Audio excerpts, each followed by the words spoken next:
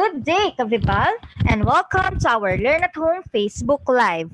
For the discussion today, the topic will be on the Education Pivot 2021. Before we begin, take note of the following reminders. Make sure you're registered to the webinar to have your e-certificate of participation. Visit certificate.vibalgroup.com to generate your proof of attendance.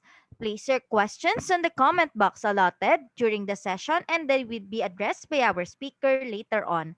Share the video using hashtag LearnAs1PH as our official hashtag to our Vibal webinars. Experience learning, Kavibal! And now, to proceed with our webinar this evening, it is my pleasure to introduce to you our distinguished speaker today. He is a public school educator at Ramon Magsaysay High School, Manila, and the founding initiator of Mama Mayani _PH. Ladies and gentlemen, let us all welcome Mr. Christian George Eppie. Yan. Good evening, everyone. Good evening sa lahat ng nakatutok and nakastay tuned sa ating FB Live and yung hybrid education ng Vibal na program. Maraming salamat Vibal Group Incorporated sa pag-imbita muli at pagkumbida sa atin bilang inyong speaker sa Learn at Home, 7 p.m. Primetime block ninyo to. At maraming salamat sa mga nakatutok ngayong gabi. We all know that it's dinner time, but you chose to stay with us and of course, learn with this session. Allow me to play the more of my introduction kung paano po ako higit na nag-build up ng ating campaign against miseducation. Okay? Let me share it.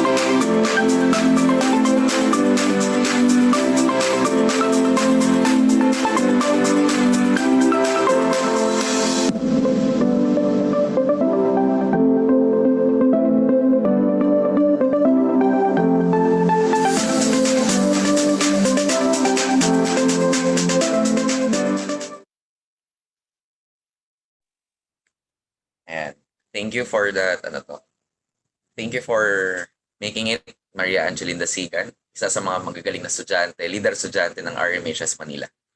Okay, so let's go now with our topic. And our topic will be,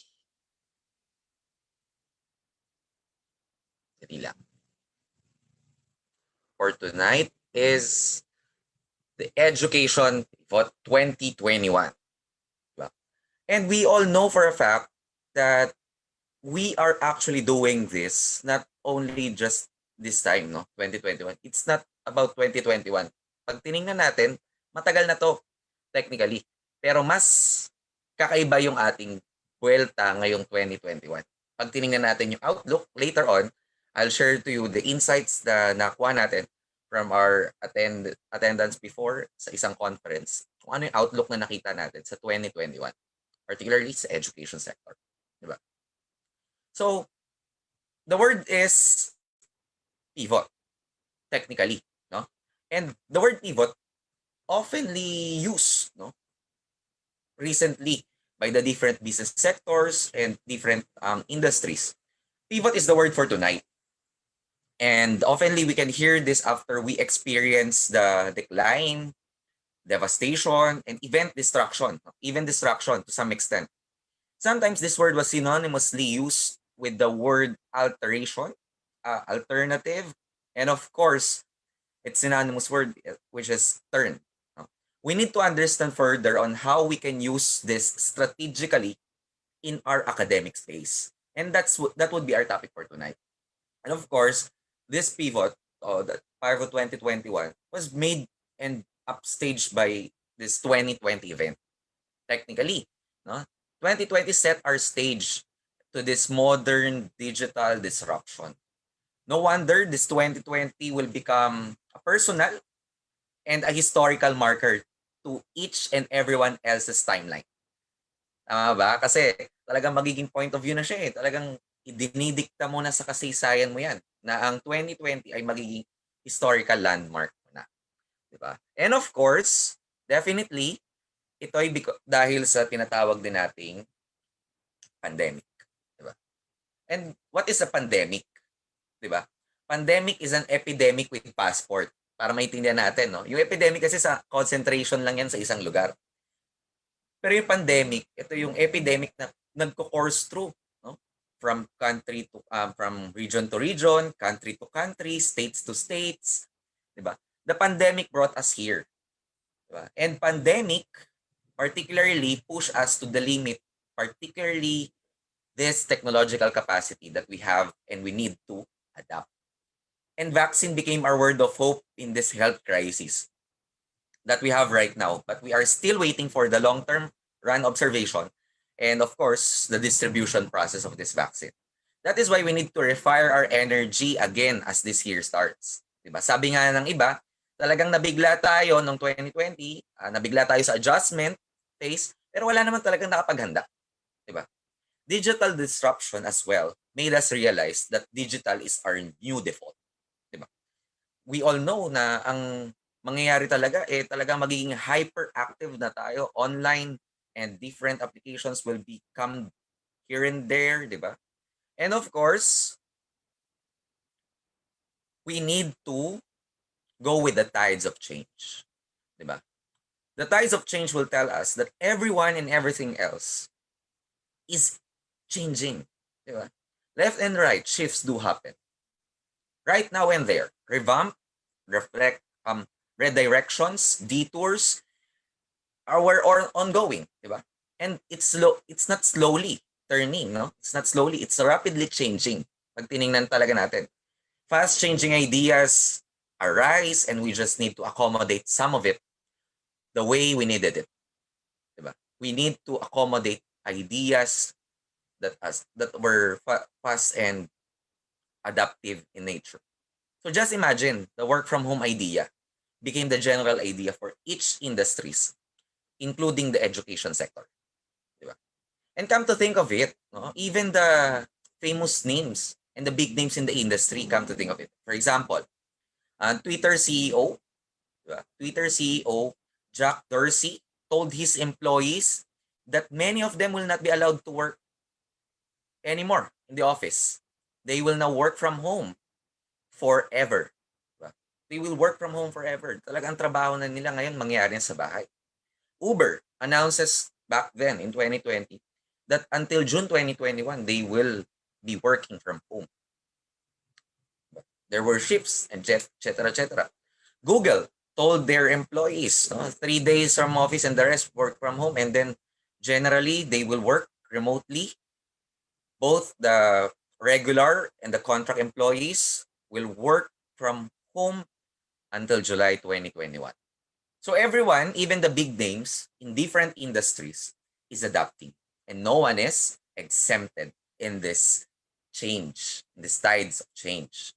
And if we can see, we are actually exploring the tierra incognita or the unfamiliar places brought to us by that year, 2020. During the pre-pandemic, we can see that actually we have this saying, no, you only live once, or the fear of missing out. But during pandemic, we can see that future is uncertain, no? No one can plan the future. And the post-pandemic made us, and we will make us realize that we have to save money. And itong post-pandemic, because of the threat, still the health threat, we actually made this point, no, from one of my favorite inspirational speaker here in our country, Francis Kong, no? The joy of missing out. Kasi future is uncertain and the health crisis made us to think that actually, no? Before pandemic, we actually made us side hustles, gimmicks. No? But during pandemic, no gigs available. All online games is the post-pandemic. Sabi nga ng iba, the next NBA superstar will be the one sitting on that gaming chair. Di ba? Before pandemic, complaints about work, di ba? But during pandemic, we appreciated that we still have work because many were retrenched. Many lose their jobs forever because of that closure, economic crisis, and the recession. And the post-pandemic, we have to do work well because that's our best way to secure our job. And before pandemic, we work 9 to 5 our working hours, no? But weekends are mine. But during pandemic, we work from home. And the post-pandemic outlook would be the work is home and the home is work. The convergence of the two, no? Makikita talaga natin yan during this time. Before pandemic, we say na this is my place of my own kung saan ko gusto, di ba? During pandemic, nakita natin not practical. Bakit? Virus are everywhere. Pandemic nga eh, di ba? And the post-pandemic would be everyone would stay at home. Di ba? So, dyan yung shifts na yan. So, Tierra Incognita, di ba? It's unfamiliar place to us because we work technically from our working stations. And that's not our home, di ba? But now, our home setup will eventually be revolutionized. And what's the revolution in their home, di ba? We have to keep the right perspective in mind that this crisis is not unique to us. It happened before. Before na mayroon na tayong Spanish flu, di ba? Nangyari na rin to, naka-stay at home din dati. May naka-learn at home na rin dati. But here, with the help and the advent of technology, we can actually converge our home into a school setup, the work setup. So yun yung dapat nating makita because that's the outlook and that's how we pivot in 2021. Of course, the post-pandemic timeline is the very good opportunity to engage further our kids at home. Diba? Having their parents as their hands-on teacher. And that's the original teacher of our children. Diba? That can be the silver lining. Siguro, yun yung sasabihin ni Catriona Gray, no? Kung kakausapin siya about distance learning and how will you see the threat and the challenges of the distance learning. That's a silver lining. Diba? Yung parents and their kids were converging in learning once again. Diba? And one of the things that I've learned when I attended a conference in last November is that there were 4 major outlooks in 2021 and beyond. Diba? Until that we have this health crisis. One is we will focus on the essentials, the food, the primary needs that we have. Diba? Second is the agriculture because of the food reliance. Because we, as much as we wanted to import cheap prices from other countries, titingnan talaga natin kung saan mura. Talagang magde-develop tayo ng agriculture natin, di ba? Because food reliance is one of the issue here in this post-pandemic. And domestic tourism will be there, no? Because we will revive our local autonomy.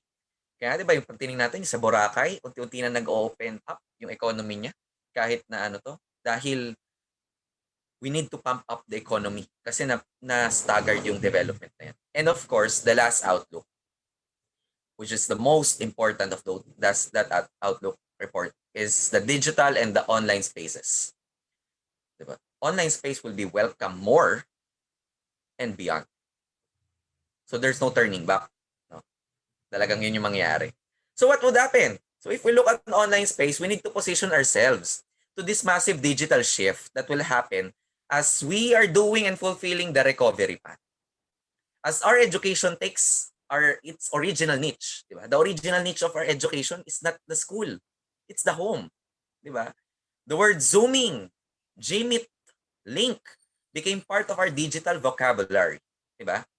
Because of this distance learning. The sound scenery takes place actually, not the sound of our noisy students back then in the old normal, but rather babies crying, rooster cocking, di ba? Tumitilak yung mga manok, di ba? Car buzzing, mga ingay ng mga tambutso, maharurot na motor, pa ba, tahol ng aso, 'di ba? Akalain mo gusto nila magkaroon ng online participation. Sabi ko nga minsan sa klase ko, I'm using Class Dojo kasi. Yung Class Dojo is yung online platform ko ng pagbibigay ng incentive sa mga students. So, binigyan ko ng incentive, gumawa ko ng character na aso. Binibigyan ko ng puntos yung aso mo, di ba? Kasi yung effort niya tumahol. Tingin ko yun yung sagot sa tanong na binigay natin. Kasi online discussion siya. Kaya mabenta rin yung isa pang Chrome extension na Crisp. I'm sorry if I endorse something. Sorry kung nagkamali man. Yung noise remover. So comment down below if you are hashtag relate with the sound problems or hashtag XP ko yan. Chat natin sa comment box sa Facebook. No? And of course, meron ding mga particular na wordings na nangyayari. Di ba? Pag tinignan natin there were familiar scripts happened in this e-learning. There were familiar scripts as we explored the educational terra incognita. Yung mga linyahang, sir, naririnig ba ako? Di ba? It's too famous. No, everyone can relate because everyone experienced the internet lag. Lalo pa sa mga teachers, no? Yung linyahang, sir, class, can you see it? Diba? Sabi dito, sir, choppy ka po. Diba? Yan yung famous. Ako nilista ko yan based on my personal experience. No? Pero yung linyahang, sir, choppy ka po, minsan sinasabi ng mga estudyante ko na to the point na parang nagmumukhang morbid yung datingan, di ba? Kasi I hear them saying, sir, putol-putol ka po. I cannot imagine myself. Natakot ako bigla sa sarili ko. Putol-putol ako. Diba? Kidding aside. But well, that is to segue that we are still on the roadmap in developing our digital infrastructures, the materials or bandwidth or internet speed provided by the telcos here in our country. But what is my main point here? Those lines were not product of malfunctions, but rather as a result and phase of adaptation. That's common. We encounter this because we are exploring an unfamiliar place. And as we face the pivoting this 2021, we have to see things in a wider perspective. We have to see things na hindi natin pwede sabihin na aayos din yan. Diba? We can think of that while doing something else and make things work. And kung ganun tayo, yung mga positivity natin, yung tingin natin positive na yung ganun na babalik din tayo sa normal. No? We have to be reminded by this narrative given by Jim Collins when he interviewed Colonel James Stockdale, the concept so-called Stockdale paradox. Are you familiar? Kindly chat natin dito sa Facebook natin yung comments kung ano yung Stockdale paradox. Ano yung Stockdale paradox? It was an experience by Colonel Stockdale during the time of Vietnam War. And what's this Stockdale paradox? Allow me to read this quotation. You must never confuse faith that you will prevail in the end, which you can never afford to lose, with the discipline to confront the most brutal facts of your current reality, whatever they might be. Yan yung famous quotation na na-quote dun sa isang libro ni Jim Collins. When he asked, what's the personal characteristics of prisoners who did not, diba? Who did not make it out of the camps? Yung mga hindi nag-survive during the Vietnam War. And one big word given by Colonel Stockdale, ang sagot niya, the optimist. Diba? He replied, diba? Oh, they were the ones who said, we're going out by Christmas and Christmas would come and go. Diba? Sabi nila, kailan tayo matatapos dito? Sabi ng mga optimists, sa Christmas. Tapos na yung Christmas. Hindi, makakaalis din tayo. Come Easter. Diba? And Easter would come and go. Hindi, sa Thanksgiving Day, makakabalik din tayo ng United States. Diba? Pinilipino ko na lang pero non-verbatim. Then, after Thanksgiving, to come and go, then Christmas ulit. Then yun. Lesson learned, we have to face our current. We have to face our now. And that's how we pivot. And the same is true with people who are believing that we will get back to normal. There's no way of turning back and going back. They were the dangerous optimists if we will analyze Stockdale's narrative. Be the courageous optimist who will face the day-to-day challenge, who will face the day-to-day changes. Diba? That's it. And that's how we will turn this event around. Diba? So allow me to share 4 insights. The 4 unnegotiable things in education pivot. Diba? Ano yan? In moving forward and looking towards that education pivot, we need to carry 4 things. 4 things behind us. Hindi pwedeng mawala ang isa sa anumang 4 na yan. Okay? And what's the first one? We have to carry our content. Diba? Sabi nga nila, whatever field you have, in whatever field you work, diba? Content is the king. In each and every platform, content is the king. This pertains to the capacity to hone our intellectual wellness. Diba? Yung simple pag-attend natin dito, actually, it's part of the content development na ginagawa natin.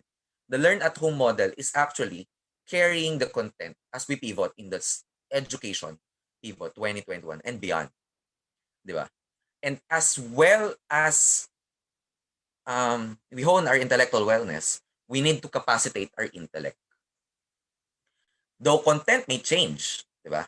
Though content may change, but the flexibility to deliver our substance as teachers, as parents, in different subject areas, in one of the most important ingredient, diba? When we educationally pivot, whatever time in our history, lagi nating kakampi ang content. Diba? So, hindi pwede siyang mawala.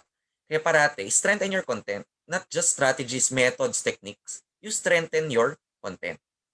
Diba? Dito rin kasi mahasa yung kakayahan natin mapaikot yung mga ideas, palad natin. Diba? Yung with or within the classroom, outside the classes, diba? Whatever, face-to-face man yan or distance learning. Content matters. Diba? The media, diba? Even if it is evolving, totally revamping its nature, media, content pa rin ang king. And remember, we are hopeless at the end, at the mercy of our ideas. I'll repeat it again. We are hopeless at the mercy of our ideas. So always strengthen our content. So what's the second point? The second point, we need to carry complexity. Sorry, konting theoretical lang tayo. Konti-konti lang. In the book, Everything Bad is Good for You. Grabe, no? Corny nung pero challenging title. Everything Bad is Good for You. Authored by Steven Johnson. Steven Johnson challenged his reader to develop the method to get out of the cognitive calisthenics, sorry, I pronounced it wrong. This proves that the idea is we can shape our brain. Di ba before, sabi natin, our brain will shape us. But eventually, this cognitive calisthenics proved that wrong. Because actually, we can shape our brain. Another scholar who studied this so-called fluid intelligence, Jomais Casio, diba? The fluid intelligence. This pertains to the ability in confusion, diba? In times of confusion, we can surpass confusion. We can solve new problems and independent of acquired knowledge. And that's fluid intelligence. And what's fluid intelligence? Pag sinerch nyo yan, pinagandang termino at ginawa lang yung theoretical na term, pero complexity yan. And what is complexity? Complexity is the state of well-being, the quality of well-being. Diba? And that is the challenge of 21st century. Diba? We are living in a time where we were being flooded by massive information. Diba? We are living in a time where information is everywhere. And our world is on our fingertips. Diba? The problem isn't we have too much information on our fingertips. But our tools for managing it still in their infancy stage. Diba? We are still developing, we are still honing, we are still recuperating with this idea, diba? That is why we need to develop some sense of complexity. The quality of state of being. Diba? And here's the brutal fact. You can know all these tools and still have no idea how and why you can see to find the right learning pathways and hit your target objectives and competencies. Okay? Sabi nga ng iba, having a DSLR doesn't make you a photographer. Diba? Totoo naman. Ibig sabihin, having having a daily log or lesson plan doesn't make a teacher. Diba? So yon, carry complexity. Third thing to carry is compassion. Diba? We have to feel the feelings of others. But beyond that, we must possess the sense of concern for suffering of others and aspiration to see the suffering relieved. I am thinking of this compassion as carry. Carry. The word care, C-A-R-E, and re. Diba? Carry. Meaning we need to carry our sense of care to other people. Remember, this boils down to the very core of shaping and learning formation that we are tasked to do. Ito yung point of connection natin sa mga learners natin. Yung care, yung kalinga, di ba? We are now dealing with effective and humane state of our learners. Di ba? I admitted, guilty rin po tayo dito, no? Hindi pa tayo perfect dito sa salitang compassion as a teacher. Pero, yung caring capacity natin, kailangan na-hone talaga natin. And we have to do it as we pivot toward Education Pivot 2021. Caring is one way or another engaging the learners, treating them as people, as human. The heart within us, the heart of our profession. Di ba? Treating them as people, as person, more than just the object of learning. Di ba? This generates the idea to alleviate one's suffering and treat oneself with understanding and concern. Imagine those students whose families can no longer recover from the devastation made by this economic crisis. We need to deal with them with compassion. That is our genuine connection to them. Diyan tayo ma-appreciate kahit na pandemya man o. Diba? So allow me to introduce this great effort made by this company. Diba? Made by this Vibal Incorporated. The Learn at Home model. Kasi naman ng Vibal, yung hirap at struggles din ng mga teachers, ng parents. That's why it encapsulate this Learn at Home model. Sabi nga dito, the new now of learning experience. And this is one of the flagship program and projects of Vibal.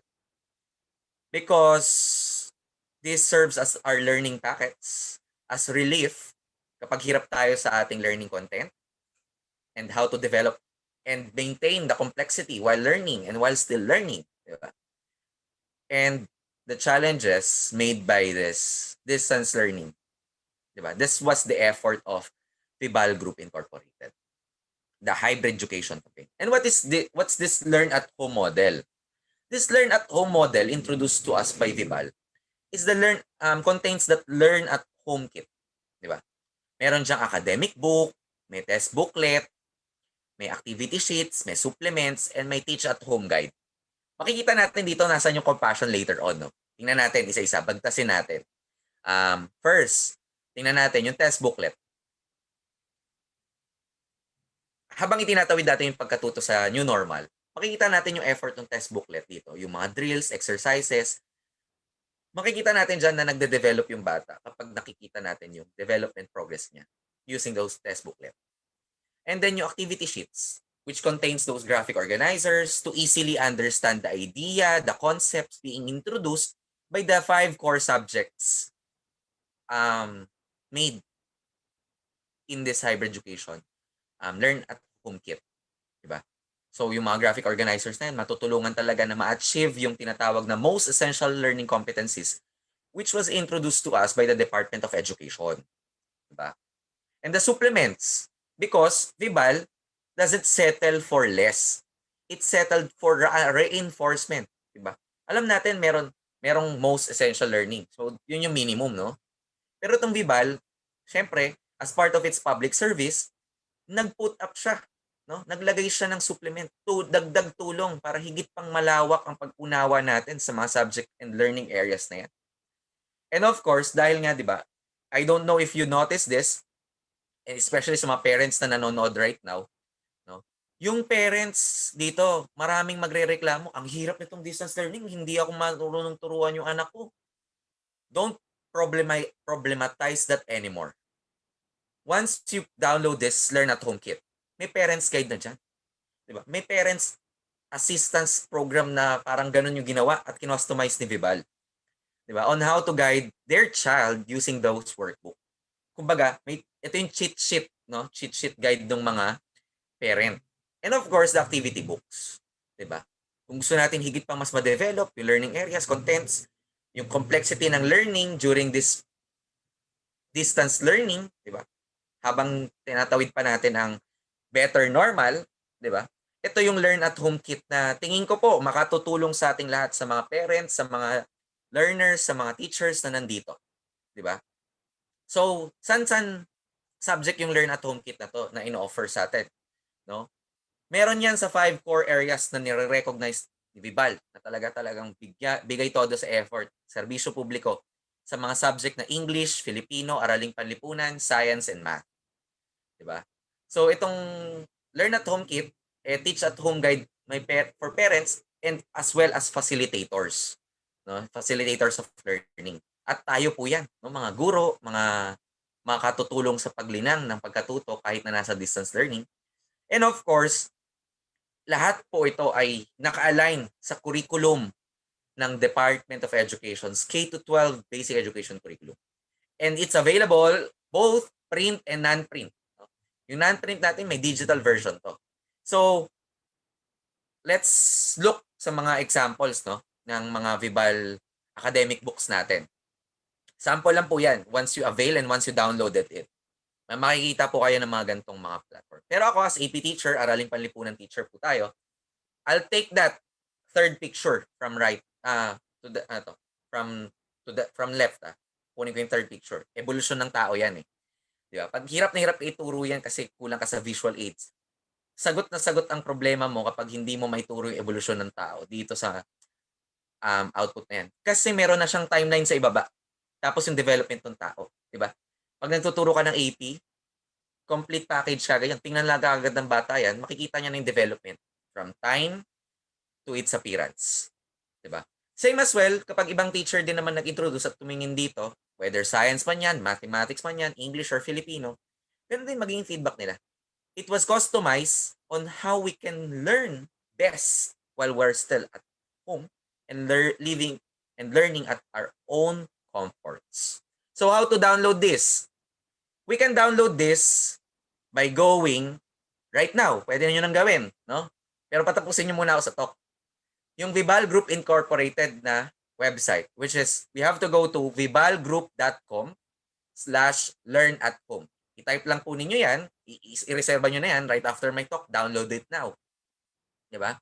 Tapos, you can choose from the option button, meron doon, option button na educational materials, nandun yung teach at home guide, nandun yung supplement, yung activity sheets, test booklet, and activity books. Pwede po kayo mag-download dyan. Okay? And it's for free. Di ba? Libreng-libre po yan at ito ay serbisyo publiko na hinihandog sa inyo ng Vibal.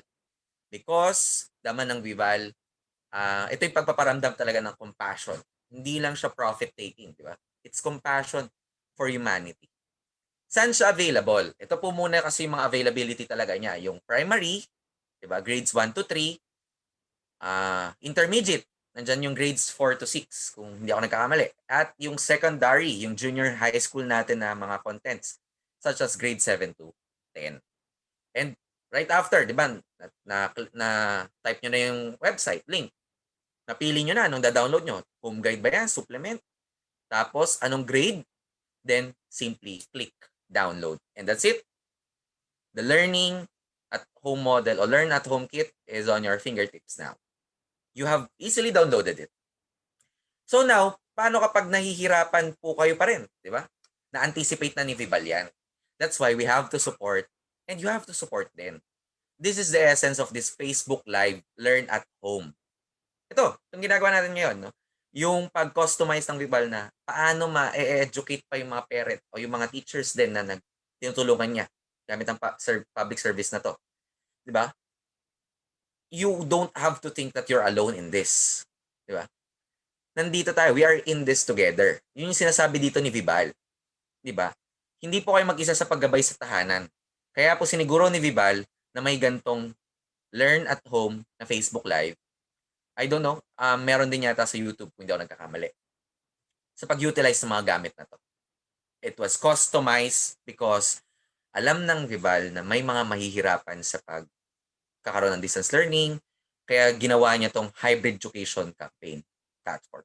And ang Vival sa pagkakaroon ng pagkatuto sa loob ng inyong tahanan, ang pinaka binibigyan nito ng tingin. Okay, wait.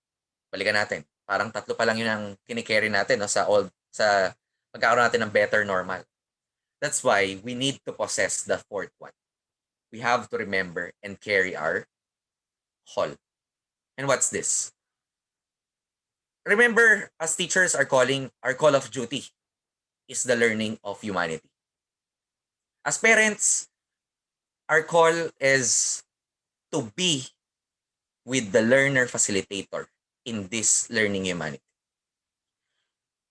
Kapag alam natin yung calling natin, we will remain committed.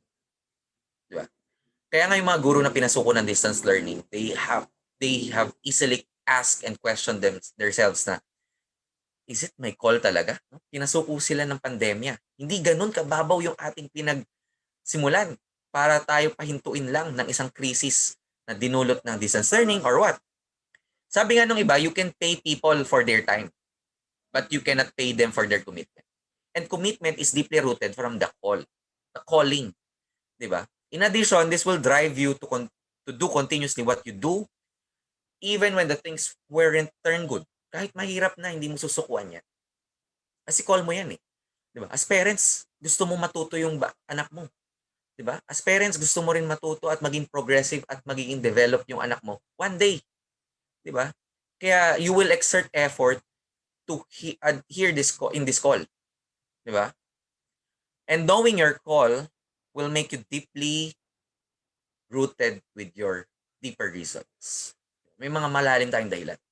Kaya wala tayong mababaw na kaganapan para ito agad-agad sukuan.